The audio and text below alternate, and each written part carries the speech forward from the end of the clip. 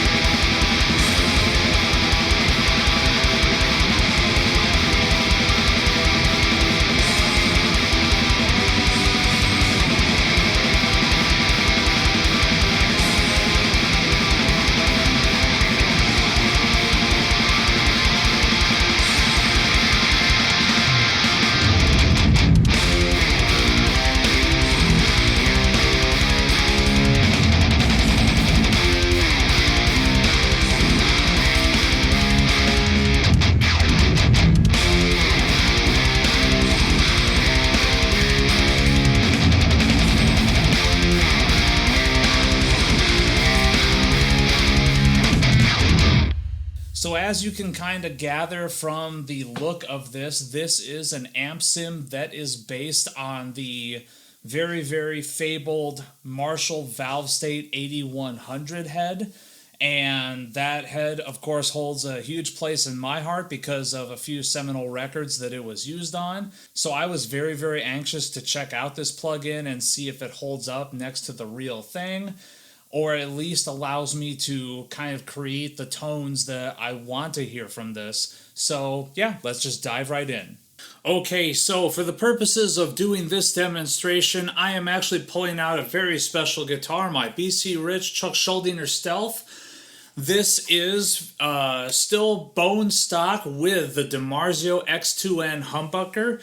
The reason why we are pulling out this guitar is because this plugin is based on an amplifier model that Chuck used on a few of his recordings later on in his career. And, well, we want to get as authentic as possible, right? So, this is the screen that we are greeted with when we first open up the plugin. All of the controls set to noon except for the gain and the reverb are all bottomed out, and the master volume is maxed out. The cab simulation is on, and we are on channel 1. Now, first, let's go over, there's a few buttons here which honestly I didn't really dive into all that much. Presets, I'll let you know with regards to the presets, there's also a bunch of presets here that are supposed artist presets that I also didn't really dive into as far as who may have created them. Some of them sound pretty good though, some of them not so good, but that's alright. We'll get to the presets here in a little bit. Spot where you can save your own preset. Caution with that though, if you click on it to save something, make sure you are saving something in the user field. Otherwise, it will not save properly and the preset that you create will just kind of go off into the ether. Down here, we've got, of course, what the amp looks like, and this is a pretty accurate representation compared to the amp that this is based off of. We've got some other stuff going on down here, which is very important. Now, I will preface this by saying when I first opened up this plugin after it got sent to me, I was not really feeling it so much. Like, the first day that I kind of messed around with it, I was like, man, I'm really not happy with these tones. And the reason why is because I was kind of biased a little bit, thinking that, oh, this portion right here, the amplifier, needs to sound exactly like the actual amplifier itself. It does not, and I'm going to get into that. This stuff that's down here, you need to make use of in order to kind of capture the essence of what this is supposed to be. And, well, let's just get into that. So down here, we've also got a gate that can be switched on and off. There's also different functions as far as what the gate does. And here's the threshold level.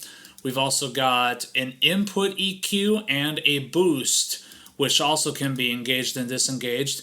Now, the input EQ actually turned out to be a much more useful tool than I first thought, because there's many more bands that you can fine-tune on here than what's on the post EQ, which I'm going to get to in a second. But because there's so many different bands here, you can add in a little bit of crispness to the top end. You can take out a little bit of mud. There's a lot that you can do to play with the initial signal before it even hits the amp. So make use of that. Don't make the same mistake I made. Now, here we've got kind of a rather familiar post EQ. This kind of shows up from time to time on a lot of old school Mesa amps, as well as on recent pedals that Mesa has come out with. This can also be engaged and disengaged and moved up and down as you see fit. This actually affects the tone quite a bit, so definitely worth playing around with.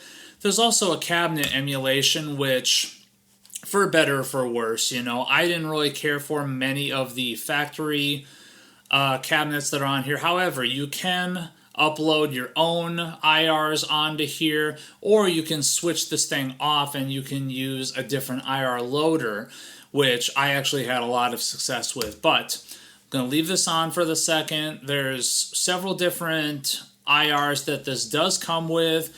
It kind of lists a general description of those cabinets that it's emulating, so you get a rough idea, as well as the mic that it's meant to be emulating on there too.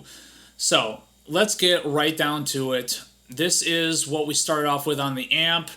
Let's crank up the clean channel a little bit here so you can see what that does.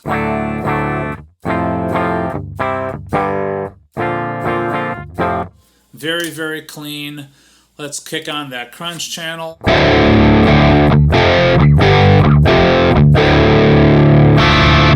That's actually super duper loud. Let's bring that down a little bit. Let's bring that down to about right there, as a matter of fact. Not bad. The crunch is very dependent on what pickups are actually driving this plug-in to. Certain guitars that I've been plugging in and running their DI signal through here, it's just not really been having much fullness or breakup, so it's extremely dependent on what you are starting the signal with.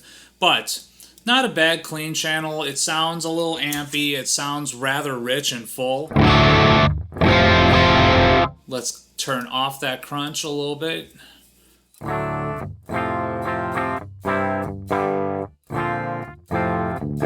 All in all, not bad, but that's not why we get a Valvestate. We get a Valvestate for the high gain channel, known here as the boost channel. Let's pump this up a little bit.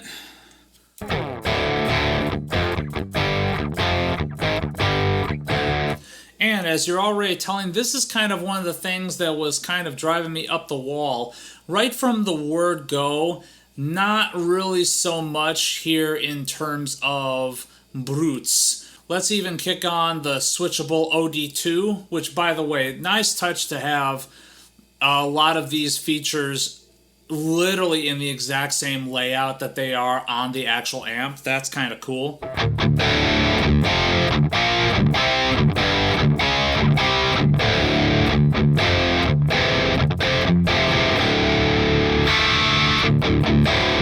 So, not bad. The cabinet emulation does quite a bit and does factor in a lot. Here's the very first one.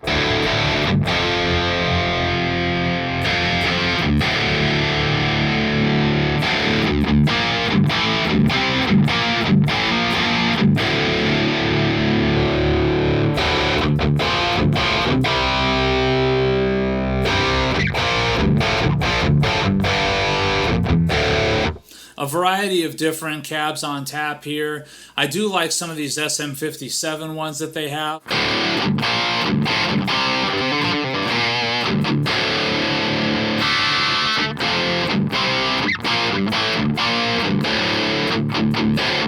So all in all, the cab simulation on here isn't bad, but it's a lot better to know the fact that you can upload your own custom IRs as you see fit.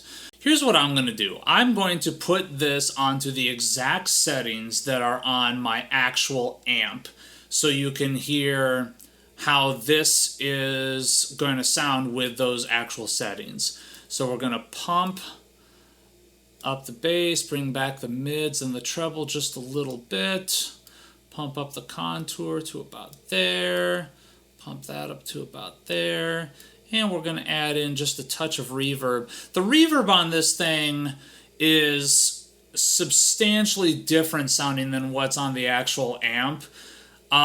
If you're running it through the 2-Notes Torpedo captor. What's really funny is if you crank the reverb on the actual amp, it doesn't really affect the tone too much, whereas here, just barely touching it affects the tone a lot. But they did a really nice job of kind of replicating what that reverb sounds like if it's just going through a normal speaker. That kind of platey, kind of artificially sounding reverb from the tank on the actual amp is very, very well represented here. Kind of interesting how they got that part rather correct. But anyways, this is the tone as I have it set up on my actual Valvestate amp here, but now we're running it through the plugin to see if it really matches.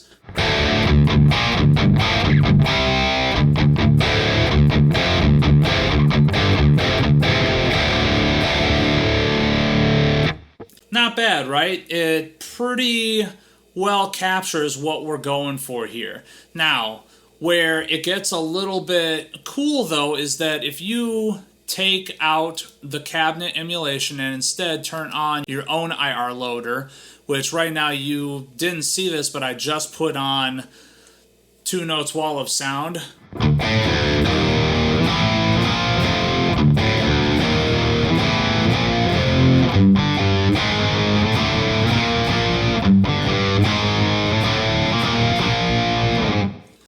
And there again, let's play it back for you, the exact same footage, but now with the audio from the actual amp, also going through the exact same settings of the 2-Notes Torpedo.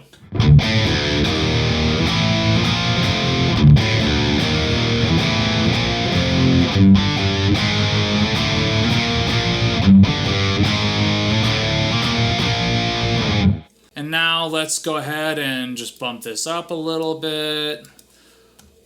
Put on some extra gain.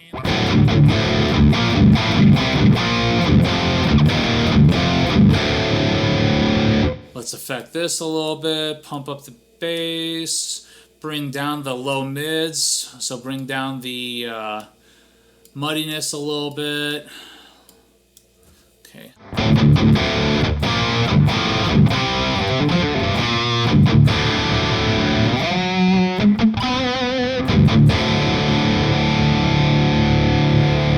Let's also kick this on.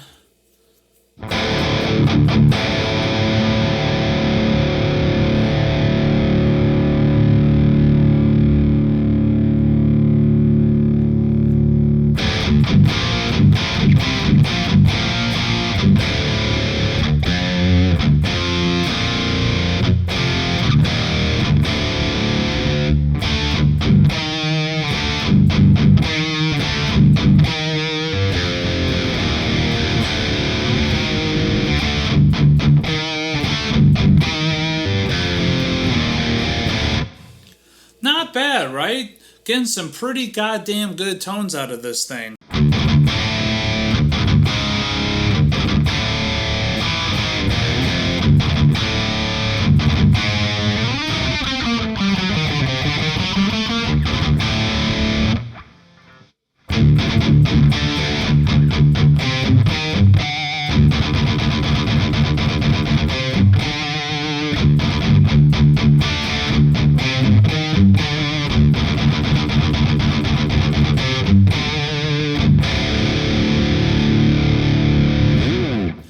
So that setting where it's at right now, I'm getting a pretty damn good Chuck Schuldiner symbolic tone.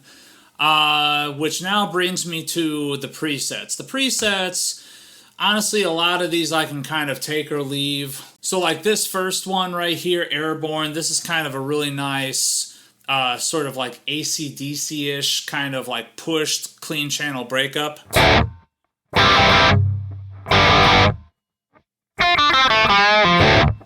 Not bad, not bad. There's a few other really cool presets on here. Stuff that you can definitely tell is based on certain things. We've got, of course, Billy Joel.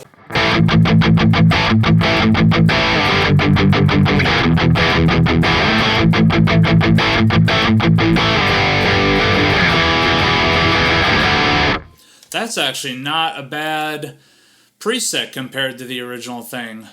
Let's see, Krushenstein, I wonder what that is.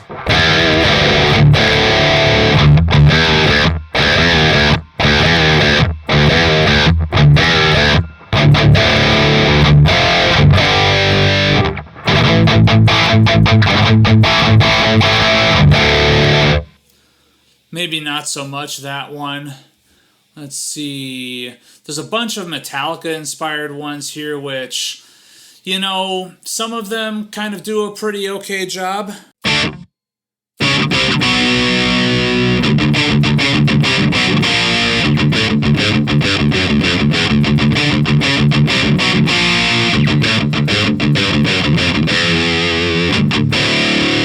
Not bad, albeit some of the other ones not so much.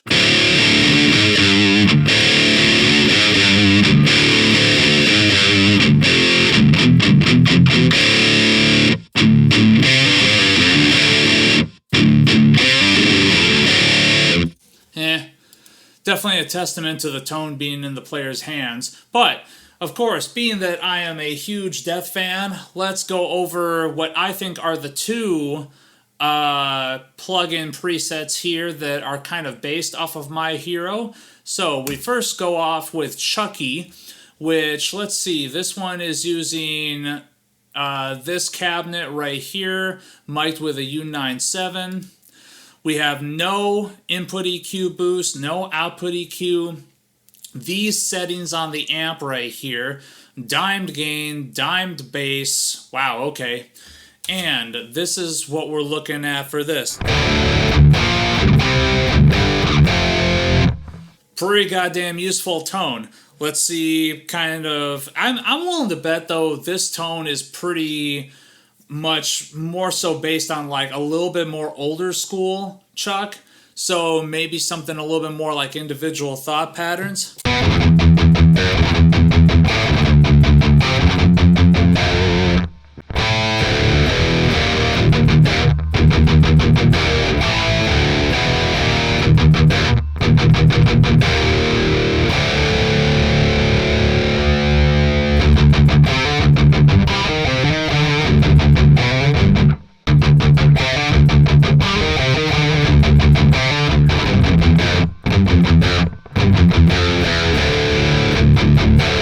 So yeah, a little bit more old school there. Let's see how their symbolic presets hold up. See, to me, that's a lot more old school sounding even.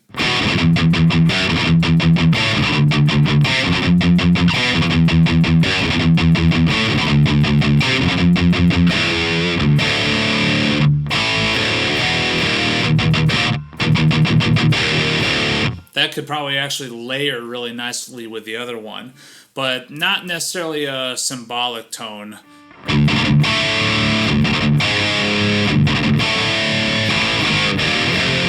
Yeah, I think that other symbolic tone that I came up with was honestly a lot better suited for that.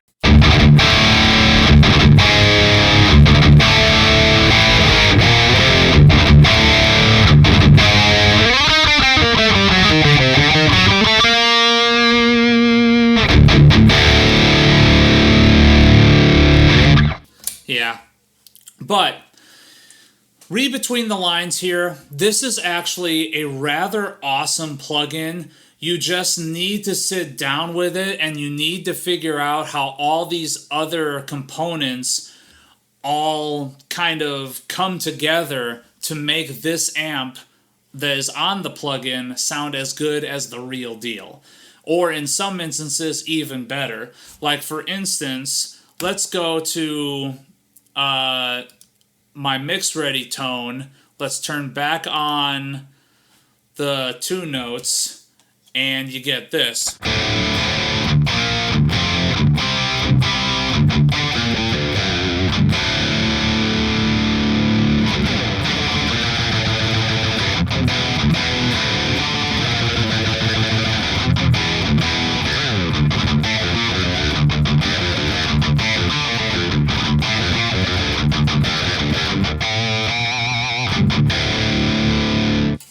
Not too goddamn shabby, but you have to be aware of what the input EQ can do for you and what the output EQ can do for you in relation to the actual Ampsim's tone, because once you put it out of your brain that the amp must sound exactly like the amp, it makes it a lot easier to create some really substantially awesome tones with this thing. So my final thought on this plugin, this is an absolutely fantastic plugin for the money once you get used to it. A lot of us are kind of spoiled and used to using a few other Ampsims from other companies that kind of just have a absolutely killer tone right from the moment you dial the thing up. This one does require you to spend a little bit of time dialing it and tweaking it, but oh wow, do you get the results from that. So I was extremely happy with the final tones that I used for the recording of the song that you heard at the beginning. And yeah, I can't recommend this enough. This is something that sometimes goes on sale on Audiority's website. I would say just kind of sit back and wait for a good deal on it, but then seriously throw down that cash, because this is a fantastic plugin. I had a lot of fun with this. So Arnold, what are you drinking today? I am so glad that you asked. Let's go to the beer fridge and let's find out. So today, from Adroit Theory, I am having Therapy Sessions Ghost 796. This is a special variety of Therapy Sessions that is an Imperial Stout that is aged in apple brandy barrels with cocoa nibs, toasted coconut, and Tahitian vanilla. One thing that's cool about Adroit Theory is that they do have food, cheese, and cigar pairings listed on the beer there. But I'm looking forward to this because I'm hoping that this is going to kind of redeem itself. The last time that I had a beer from this brewery, it was awful. It was terrible. Surprisingly so, no less. So, all right, let's pour this out. Let's see what we're working with. All right. Super dark, pitch black brew. Barely any head on there whatsoever. Kind of a nice, ever so slight smokiness in the aroma. Kind of a creaminess too.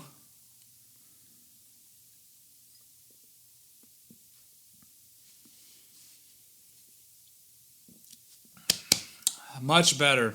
So good. So yeah, the cocoa nibs is definitely bringing out kind of a rich roastiness and smokiness to this brew. Would pair it well with some red meat, I would think. Maybe something with like a peppercorn sauce.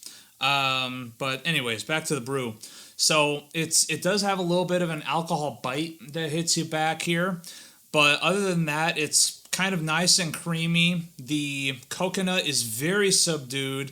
The apple brandy aging is also kind of subdued in there. I don't taste it so much. It's almost as if it's kind of lifting the other flavor profiles in here, not so much itself, which is kind of nice. This is a very, very, very solid beer. So that's it for me. Leave your comment in the comment section below. Like this video, subscribe to this channel. There's lots more great guitar-related content to come.